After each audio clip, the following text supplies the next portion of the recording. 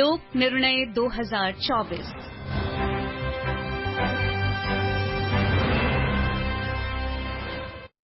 Welcome listeners to our ongoing series on elections Lok Nirnay 2024. In this program, we bring you election-related developments, various updates and analysis of general and assembly elections 2024. I am Kaushik Rai with my co-anchor Vishal Sharma. नमस्कार, आप सुन रहे हैं लोक प्रसारक के साथ लोक निर्णय 2024।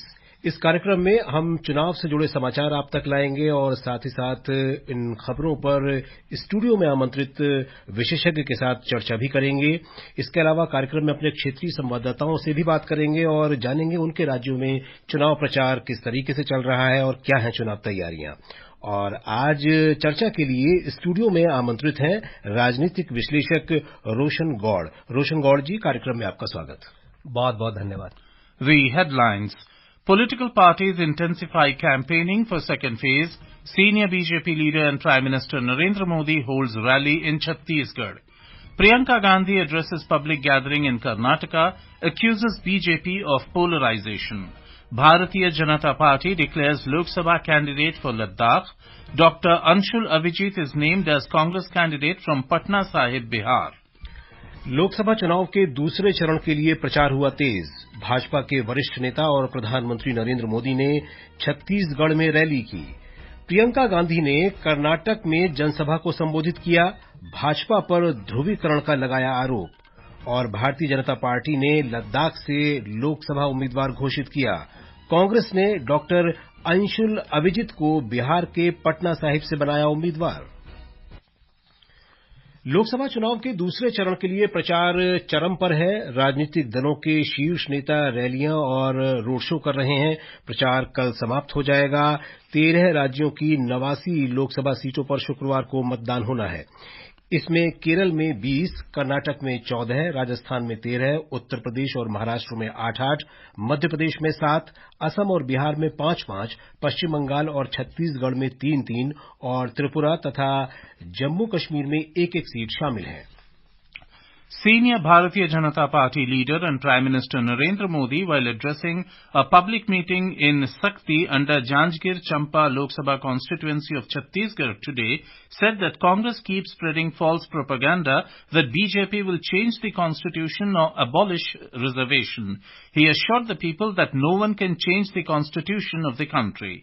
Mr. Modi said that since independence, Congress has been doing appeasement and vote bank politics, but Bharatiya Janata Party is a party that follows the mantra of Sabka Saath, Sabka Vikas. He said that BJP's priority is the welfare of the poor, youth, women and farmers. Mr. Modi said that the BJP government at the centre is engaged in increasing the participation of women in farming. केंद्रीय मंत्री और भाजपा के वरिष्ठ नेता राजनाथ सिंह ने उत्तर प्रदेश के गौतम बुद्ध नगर जिले में एक जनसभा में कहा कि राज्य के भ्रष्टाचार के केंद्र के रूप में कुख्यात नोएडा आज कारोबार का केंद्र बन चुका है। समाजवादी पार्टी प्रमुख अखिलेश यादव आज मेरठ के सिवालखास क्षेत्र में एक जनसभा कर रहे हैं। बहुजन समाज पार्टी की प्रमुख मायावती ने आज मेरठ में एक रैली को संबोधित किया। मुख्यमंत्री और भाजपा के वरिष्ठ नेता योगी आदित्यनाथ ने भी एक रोड शो किया। The Congress National General Secretary Priyanka Gandhi raised the issue of unemployment and price rise during a public rally in Chitradurga in Karnataka today. She said the people are feeling the hardship due to expensive gas cylinders, petrol, diesel, gold and silver. She also accused the central government of waiving off the loans of the capitalists but not the farmers. She also charged that the central government is not releasing funds to the states ruled by the opposition parties and has arrested chief ministers of Delhi and Jharkhand. She blamed BJP of polarization and scam due to the electoral bond. On the other hand, the BJP Karnataka president B.Y. Vijayendra has criticized the Congress-led state government in Karnataka for its failure to safeguard women. Bhajpa ने लद्दाख से अपना उम्मीदवार बदल दिया है। Party ने निवर्तमान सांसद जामयांग सेरिंग नामग्याल की जगह ताशी गैल्सन को प्रत्याशी घोषित किया है। उधर कांग्रेस ने बिहार के पटना साहिब से डॉक्टर अंशुल अभिजीत को उम्मीदवार बनाया है। डॉक्टर अभिजीत का मुख्य मुकाबला भाजपा के रविशंकर प्रसाद से होगा। BJP National President J.P. Nadda was on a campaigning tour of Madhya Pradesh today. He addressed many election meetings. Addressing the gathering in Rewa, he said it is the policy of Congress to make populist promises in every election and then forget them. Targeting nepotism, he said that all the family parties have gathered. They don't see anything beyond me, my son, daughter and son-in-law. Explaining the need for a strong government, Mr. Nadda said that 10 years ago, you were the ones who had said that there'd be no change, but you people are the ones saying that the country has changed. For a developed India, we need a stable, strong and decisive government, Mr. Nadda added. रोशन गौड़ जी, लोकसभा चुनाव के दूसरे चरण के लिए प्रचार कल शाम समाप्त हो जाएगा और 13 राज्यों की 89 लोकसभा सीटें इस फेज में यहां पर मतदान होना है। केरल में 20 हैं, कर्नाटक में 14 हैं, राजस्थान में 13 हैं। ये काफी ज्यादा सीटें हैं।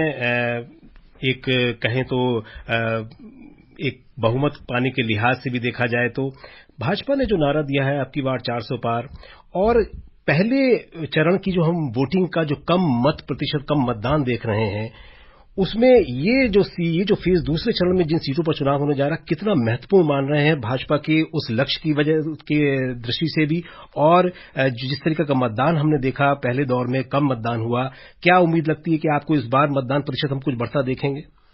देखिए, जो मतदान कम हुआ है उसमें एक चुनौती जरूर है। वो सभी पॉलिटिकल पार्टियों के लिए है और हमारे चुनाव आयोग के लिए। चुनाव आयोग ने जो जितनी कोशिश की इस बार की मतदान बढ़े, उतना ही कम हुआ। उसके बहुत सारे कारण हैं और उन कारणों पर चर्चा होगी और चुनाव के बाद चुनाव ज्यादा इस पर चर्चा होगी। लेकिन मेरा ऐसा मत है, क्योंकि मैं अभी पश्चिमी उत्तर प्रदेश और उत्तराखंड घूम कर आ रहा हूं, जहां पहले चरण के चुनाव हुए और फिर जहां दूसरे चरण के होने वाले हैं। तो मैंने अनुभव किया है कि जो एंटी मोदी वोटर है वो शायद बाहर नहीं निकला है, ऐसा मेरा मानना है। ये चुनाव जब बाद में जब मतगणना होगी तो उसकी विश्लेषण हो सकता है। तो चुनाव का जरूर एक जो है चर्चा है, एक चर्चा का विषय है ये कि इसका फायदा किसको हुआ। तो मेरा ऐसा मानना है कि ये एंटी मोदी वोट बाहर नहीं आया है, इसलिए बाकी लोग चिंतित जरूर है। और बीजेपी को भी ऐसा लगा, प्रधानमंत्री को भी ऐसा लगा कि ये हो सकता होगा कि वोट परसेंटेज कम क्यों हुआ। हमारा जो मार्जिन है, जो हमने टारगेट रखा है, वो 51% का रखा हुआ है।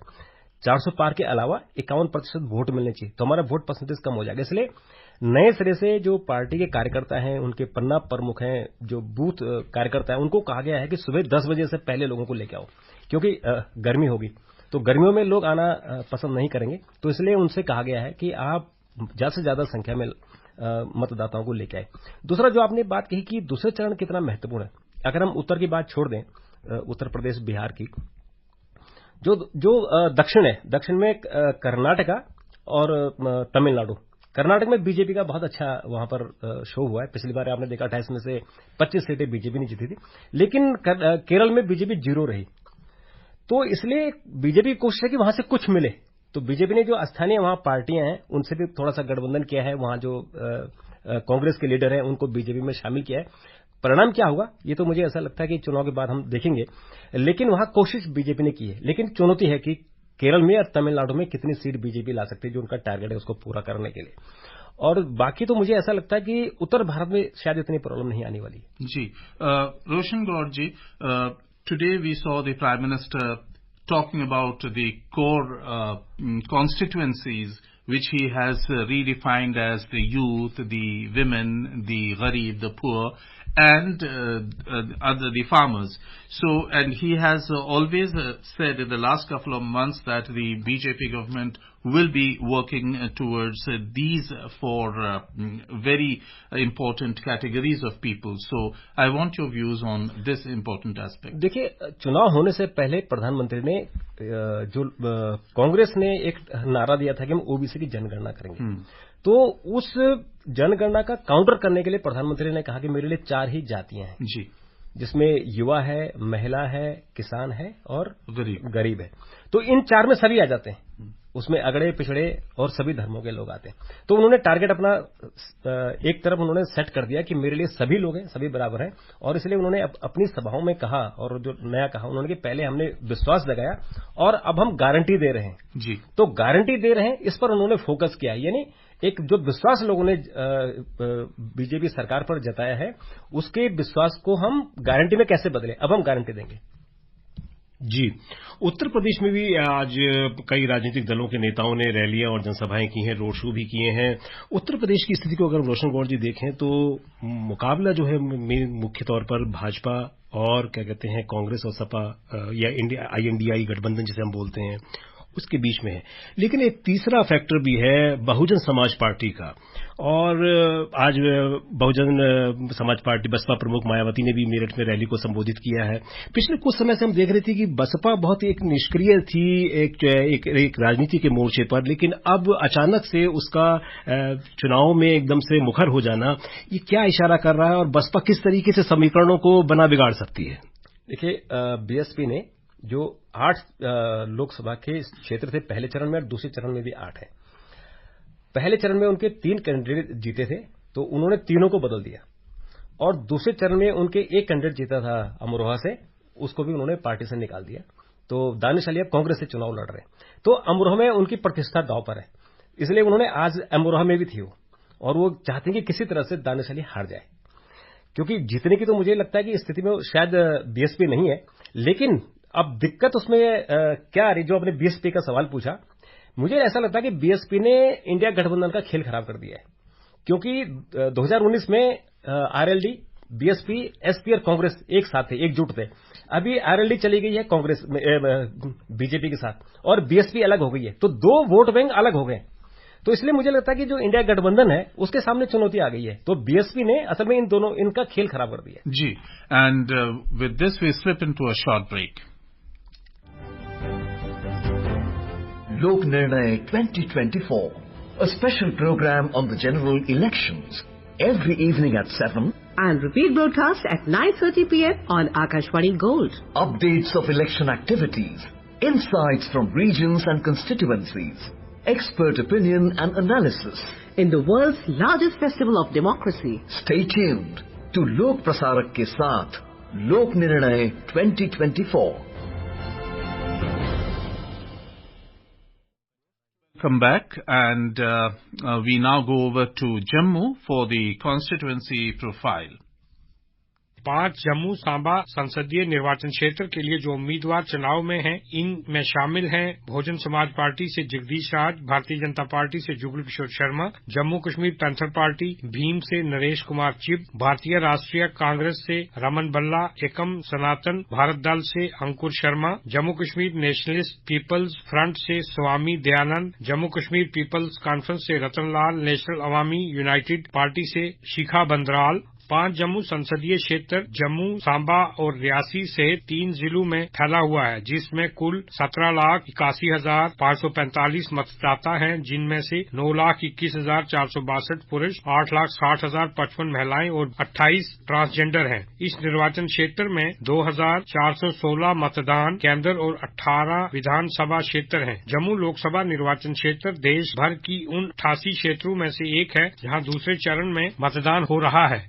2014 और 2019 में भाजपा ने जम्मू संसदीय क्षेत्र में जीत हासिल की थी और मौजूदा सांसद जुगल किशोर शर्मा विजयी हुए थे।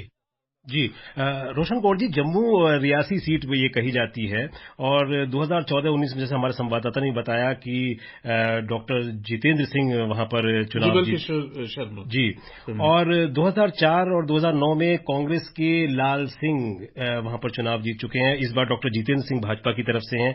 हम ये देखें अगर जम्मू सीट पर, तो पिछले कई चुनावों में हम देख रहे हैं कि राष्ट्रीय दलों को ज्यादा वहां के मतदाता ने तरजीह दी है बनिस्बत क्षेत्रीय दलों के। इसके पीछे आप क्या वजह देखते हैं? मुझे लगता है कि ये बदलाव 2014 से आया है, क्योंकि उससे पहले जो क्षेत्रीय दल थे, चाहे वो एनसी हो या पीडीपी हो, इनको ही मिलता था। लेकिन हम 6 सीटों की बात देखें तो 3 सीटें अब 2014 के बाद 3 सीटें बीजेपी को मिलती हैं, और 3 सीटें वहां जो पिछली बार एनसी को मिली थी, क्योंकि पीडीपी ने चुनाव में भाग नहीं लिया था। तो इस बार जो मुकाबला है वो एनसी और पीडीपी, यानी उन दोनों का मुझे ऐसा लगता है कि जो वैली है, ये दोनों का मुकाबला होगा। बीजेपी ने अभी कैंडिडेट घोषित नहीं किए, लेकिन जो नीचे की 3 सीटें हैं उनमें बीजेपी के कैंडिडेट जीते हैं। और इस बार जो आपने जम्मू की बात कही, तो जुगल किशोर शर्मा जी जो पिछली बार भी जीते थे, यानी लगातार 2 बार जीते, तीसरी बार पे बीजेपी ने फिर उन्हीं पे विश्वास जताया। तो मुझे ऐसा लगता है कि जो अनुच्छेद 370 की बात है, तो तब से थोड़ा सा वहां का जो लोगों का माइंड सेट है वो भी बदला है। उनको ऐसा लगा कि जो बदलाव हुआ है 370 का, उसके कारण स्थानीय लोगों को उसका लाभ मिला है। तो मुझे लगता है कि वो भी देखने को मिलेगा। Another aspect is that today the BJP, in fact, has changed its candidate for the Ladakh seat. Jamyang Sering Namgyal was known for his speech post the revocation of Article 370, and in his place, Tashi Gelsen is the new candidate. So we would also like to know your comments on this. देखिए, लद्दाख में इस वक्त ऐसा एक आंदोलन चल रहा है जो पूरी दुनिया का ध्यान आकर्षित कर रहा है। उसके पीछे भी कोई रणनीति हो सकती है, उसके पीछे कोई इंटरनेशनल लोग भी उसके पीछे हो सकते हैं, क्योंकि जिस तरह से वहां करगिल और लेह के जो बौद्ध हैं, करगिल के मुस्लिम और लेह के बौद्ध हैं, वो एक साथ आ गए। इससे पहले वो कभी साथ नहीं आते थे। और जो सोनम वांगचुक है वो उनका नेतृत्व कर रहे हैं। तो ये मेरा ऐसा मानना है कि ये क्लाइमेट लॉबी काम कर रही है वहां पर। तो जो नामग्याल हैं वो क्योंकि उम्र में छोटे हैं, शायद वो उनसे ये जो आंदोलन था वो संभल नहीं पाया। तो स्थानीय बीजेपी के लीडरों ने भी उनका विरोध किया था, तो इसलिए कैंडिडेट बदल गया। और जो अभी इन्होंने ताशी को उम्मीदवार बनाया है, ये वहां का जो पहाड़ी परिषद है, डेवलपमेंट काउंसिल है, उसके चेयरमैन है। राइट। तो इसलिए उनको यहाँ पे इन्होंने and now we go straight over to Attingal, Kerala for the constituency profile by Mayur Shah, correspondent. The Article constituency in Thiruvananthapuram district in Kerala is one of the tightly contested Lok Sabha constituency in the state. 7 candidates are in fray for the Lok Sabha seat. The main contest is between the NDA candidate and Union Minister V. Muralidharan, the UDF candidate and sitting MP Adur Prakash, and LDF's V. Joy, MLA from Varkala Assembly constituency. Preparations for the polling are in final leg in Nattingal. 1,423 polling stations are there in the constituency. The total number of voters are 13,96,807. Nattingal's political history has been marked by unpredictability. In the 2019 general election, Adur Prakash from UDF defeated A. Sambath from LDF. CPM leader Sambath had won the seat in both 2014 and 2009, pushing the UDF to the second place. The UDF secured a vote share of 37.87% in 2019, while LDF garnered 34.07%. The Bharatiya Janata Party also made significant strides, with Shobha Surendran boosting the party's vote share from 10% to 24% in 2019. This time, all the 3 major fronts had intensified their campaign with frequent presence of national leaders and star campaigners. While the UDF tries to repeat their victory in Nattingal, LDF sees this as a crucial battle to reclaim the seat. Meanwhile, the NDA candidate is hoping that the central government initiatives will ensure the chances of victory, making the contest more tight in Nattingal. और अब महाराष्ट्र की Yavatmal Washim seat की बात करेंगे। इसका लेखा जोखा हमारे संवाददाता बता रहे हैं, धनंजय। महाराष्ट्र में पश्चिमी विदर्भ में यवतमाल वाशिम निर्वाचन क्षेत्र में शिवसेना के 2 गुटों के बीच सीधा चुनावी मुकाबला होगा। लगातार 5 बार इस निर्वाचन क्षेत्र का प्रतिनिधित्व करने वाली मौजूदा सांसद भावना गवळी, जो शिवसेना शिंदे गुट का भी प्रतिनिधित्व करती है, उनको इस बार उम्मीदवारी से वंचित रखा गया है। वहीं हिंगोली के शिवसेना सांसद हेमंत पाटिल की पत्नी राजश्री पाटिल को उम्मीदवारी दी गई है। इस सीट से शिवसेना के उद्धव बाळासाहेब ठाकरे गुट के उम्मीदवार संजय शिंदे पहली बार चुनाव लड़ रहे हैं। कुल 17 उम्मीदवार चुनावी मैदान में हैं। वंचित बहुजन आघाड़ी के उम्मीदवार अभिजीत पवार की उम्मीदवारी त्रुटियों के कारण खारिज कर दी गई है। वंचित ने समानक पार्टी के उम्मीदवार अनिल राठौड़ को अपना समर्थन देने की घोषणा की है। बहुजन समाज पार्टी से पूर्व सांसद हरिभाऊ राठौड़ भी उम्मीदवार के रूप में मैदान में हैं। यवतमाल वाशिम लोकसभा निर्वाचन क्षेत्र के लिए चुनाव प्रचार अंतिम चरण में है, क्योंकि आदित्य ठाकरे, रोहित पवार और उद्धव ठाकरे जैसे प्रमुख राजनीतिक नेताओं ने शिवसेना ठाकरे गुट के उम्मीदवार संजय देशमुख के लिए प्रचार बैठकें की, जबकि मुख्यमंत्री एकनाथ शिंदे और उप मुख्यमंत्री देवेंद्र फडणवीस ने उनकी उम्मीदवार राजश्री पाटिल के लिए रैलियां की। यवतमाल वाशिम लोकसभा निर्वाचन क्षेत्र के साथ साथ विदर्भ के 4 निर्वाचन क्षेत्र बुल्डाना, अकोला, अमरावती, वर्धा में इस महीने की 26 तारीख को मतदान होगा। So 8 seats in Maharashtra going to polls on the 26th, and our correspondent spoke about the important Yavatmal-Washim constituency in Maharashtra. So, your analysis on this important constituency. देखिए, जो यवतमाल-वाशिम सीट है, इस पर शिवसेना की जो भावना गवली ये लगातार चुनाव जीत रही थी 5 बार, और जब शिवसेना में विघटन हुआ तो उसके बाद जो 19 सांसदों में से 13 सांसद एकनाथ शिंदे के साथ आए थे, उसमें भावना गवली बहुत बढ़ चढ़कर उन्होंने हिस्सा लिया था। लेकिन इस बार जब बीजेपी और एकनाथ शिंदे के बीच में जो गठबंधन में सीट शेयरिंग हुई, तो उसमें ये बात आई थी कि भावना की जगह किसी नए कैंडिडेट को उतारा जाए। तो उन्होंने नया कैंडिडेट उतारा। तो पहले तो भावना चुप बैठी थी, लेकिन अभी उन्होंने कह दिया कि हम वहां प्रचार करेंगे, क्योंकि यहां जो मुकाबला है वो दोनों के बीच है। उद्धव ठाकरे गुट से संजय देशमुख है, तो इसमें जो जीतेगा, मुझे लगता है कि उसकी जीत होगी कि ये शिवसेना असली वाली से हुआ या एकनाथ शिंदे वाली असली से हुआ। तो मुझे लगता है कि ये इसलिए ये सीट इंपॉर्टेंट है जी। और यहां लेंगे एक छोटा सा ब्रेक के बाद चर्चा जारी रखेंगे। लोक निर्णय 2024 आम चुनावों पर विशेष कार्यक्रम हर शाम 7 बजे से और पुनः प्रसारण रात 9:30 बजे से आकाशवाणी गोल्ड पर। चुनावी गतिविधियों की खबर, देश के हर अंचल पर नजर, विशेषज्ञों की राय और विश्लेषण। दुनिया के सबसे बड़े लोकतंत्र के चुनावी पर्व में सुनिए लोक प्रसारक के साथ लोक निर्णय 2024।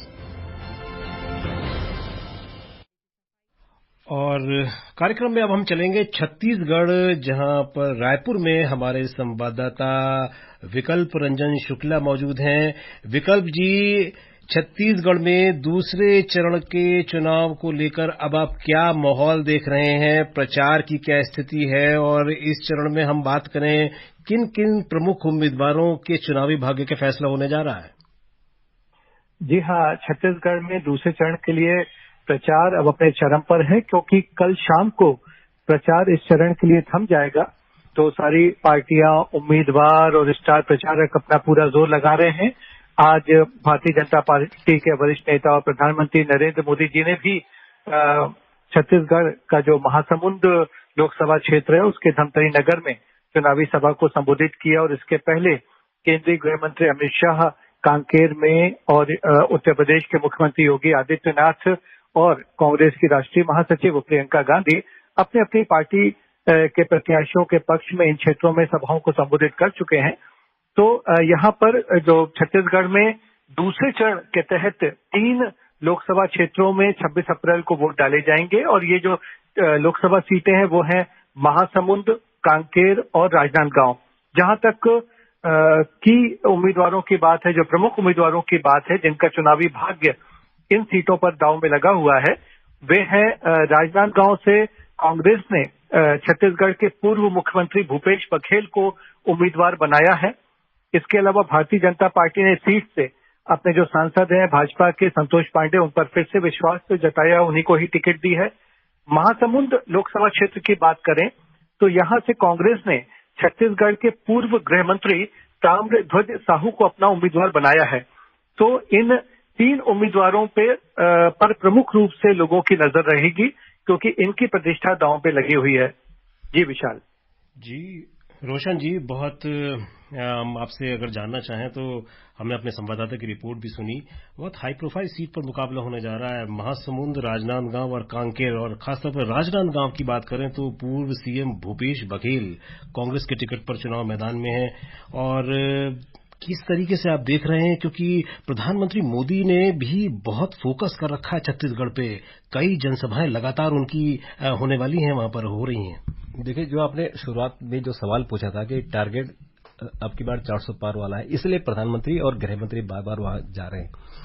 राजनांदगांव, जहां भूपेश बघेल को उम्मीदवार बनाया गया, क्योंकि पिछली बार जब विधानसभा के चुनाव हुए थे तो भूपेश बघेल और उनकी टीम चुनाव हार गई थी। उसके बाद कांग्रेस ने अपने कार्यकर्ताओं में जोश भरने के लिए कहा कि जितने बड़े लीडर हैं वो चुनाव लड़ें। बहुत सारे जो लीडर थे वो पीछे हट गए, उन्होंने कहा हम चुनाव नहीं लड़ेंगे। तो छत्तीसगढ़ से कहा गया कि भूपेश बघेल चुनाव लड़ेंगे राजनांदगांव से, और महासमुंद से ताम्रध्वज साहू चुनाव लड़ेंगे, दोनों को लड़ाया गया। ये तीनों सीट पिछली बार बीजेपी की थी। इस बार बीजेपी ने अपने 2 कैंडिडेट इसमें बदले हैं, महासमुंद से और कांकेर से, दोनों से। कांकेर वाली ये सीट इसलिए अभी बहुत महत्वपूर्ण हो गई है कि कांकेर में अभी 17 तारीख को ही 29 नक्सली मारे गए थे और उसके बाद जब वहां गृह मंत्री गए थे तो उन्होंने कहा था कि अब नक्सली खत्म होने की कगार पर है। तो इसलिए ये तीनों सीट बहुत महत्वपूर्ण है और ये अगर कांग्रेस को यहां पर कुछ वोट मिलेंगे तो इन्हीं 3 सीटों पर उम्मीद हो सकती है। जी। And we now go over to Ahmedabad, Gujarat, with our correspondent Aparna. In Gujarat, what's the ground report on the campaigning by the political parties? And Gujarat is going to polls in the third phase. So please, can you tell us also about some of the key candidates? Yes, sure. If you look at the election picture in Gujarat, there are total 26 Lok Sabha seats. As we know that yesterday BJP won the Surat Lok Sabha seat unopposed. So now voting will be held for the remaining 25 seats in one go, that is on 7th of May. And total 265 candidates are in the fray. And the major battle in Gujarat is seen between BJP, Congress and Aam Aadmi Party. As we know that Aam Aadmi Party and Congress has an alliance. So AAP is contesting on 2 seats in Gujarat, while Congress on the remaining seats. All the political parties have kick-started their campaigning in the state. And from BJP side, Union Minister Amit Shah, Anurag Thakur, Purushottam Rupala, they have already addressed a few rallies in the state and held roadshows as well. And the BJP today released its Gujarati edition of manifesto and promotional song also. From Congress side, the major national leaders are yet to address the rallies in the state, but state leaders like Shakti Singh Gohil and Maharashtra former Chief Minister Prithviraj Chauhan, they held press conferences and candidates are also campaigning in their constituencies. And Aam Aadmi Party side, Punjab CM Bhagwant Mann held roadshows in support of 2 of its candidates in the state. And if you look at the key constituencies of Gujarat, Gandhinagar, Rajkot, Porbandar, Banaskantha, Navsari are among the important ones. Gandhinagar, the prestigious constituencies in Gujarat, which was earlier represented by Lalkrishna Advani, contesting, who is a sitting MP, is again contesting from that seat. And for Porbandar seat, Union Minister Mansukh Mandaviya will face the Congress leader Lalit Bastoya. And there will be a political battle between Purushottam Rupala and Congress leader Paresh Dhanani on Rajkot seat. And as far as Aam Aadmi Party is concerned, there are 2 seats and 2 of the seats are very important because the sitting MLAs of Aam Aadmi Party are contesting from that seat. One is Bhavnagar and the other one is Bharuch. Thank you so much. Thank you so much. Okay. So, Roshanji, 265 candidates, very high profile state, and as we have seen both in 2014 and 19, 26-0, and this time Congress and AAP have an alliance in Gujarat. So, your take, and in fact, BJP has already opened his account in Gujarat by winning the Surat seat unopposed. बिल्कुल, उनका जो श्री गणेश हो चुका है सूरत seat से। देखिए, गुजरात प्रधानमंत्री मोदी और गृह मंत्री अमित शाह के लिए गुजरात गौरव है। जी। तो इसलिए वहां के लोग दूसरी तरफ सोचते नहीं है। लगातार 26 सीटें बीजेपी को मिल रही है, तो इसलिए मुझे लगता है कि जो आम आदमी पार्टी और कांग्रेस ने गठबंधन किया है उसमें हो सकता है कि वो थोड़ा सा उनको वोट मिल जाए, क्योंकि पिछली बार आम आदमी पार्टी के भी वहां एमएलए जीते थे। तो अदरवाइज मुझे ऐसा लगता है कि जो गुजरात गौरव का वहां जो मंत्र चल रहा है वो एक तरफा है। जी, काफी एक सबसे चर्चित सीट राजकोट मानी जा रही है। हमारी संवाददाता ने भी बताया कि पुरुषोत्तम रूपाला चुनाव मैदान में है, केंद्रीय मंत्री। काफी दिलचस्प मुकाबला माना जा रहा है। और जो परेश धानाणी हैं, जो कांग्रेस के प्रत्याशी हैं, दोनों उम्मीदवार बाहरी हैं, अमरेली के रहने वाले हैं। और परेश धानाणी तो नेता विपक्ष भी रह चुके हैं और 2002 के विधानसभा चुनाव में रूपाला को हरा भी चुके हैं। तो ये अब ये भी कहा जा रहा है कि क्षत्रिय समाज रूपाला जी के किसी बयान से कुछ नाराज चल रहा है। दोनों नेता पाटीदार समुदाय से हैं। क्या पटेल मतों में विभाजन देखने को मिलेगा? देखिए, जो राजकोट है वो बेसिकली पटेल समुदाय से है, जिसको पाटीदार आप कहते हैं। लेकिन जो वहां इशू बना था कि उन्होंने एक बयान दे दिया था क्षत्रियों को लेकर, तो उस बयान के बाद वहां थोड़ा सा डेमोन्स्ट्रेशन वगैरह हुआ था, पर वहां राजपूत समुदाय बहुत ज्यादा है नहीं, इसलिए रूपाला अपनी बात पर अड़े हुए हैं और उनको लगता है कि जो पाटीदार उनके साथ है। जी। Roshan Gaur ji, you discussed various issues and enlightened our listeners with your valuable inputs, and thank you so very much for joining us. श्रोताओं, ये कार्यक्रम आपको कैसा लगा? हम अपने सुझावों के जरिए जरूर बताएं। You may email your opinion about this program at airnsd@gmail.com or WhatsApp on 9289094044. We'll be back tomorrow at the same time. Until then, Namaskar.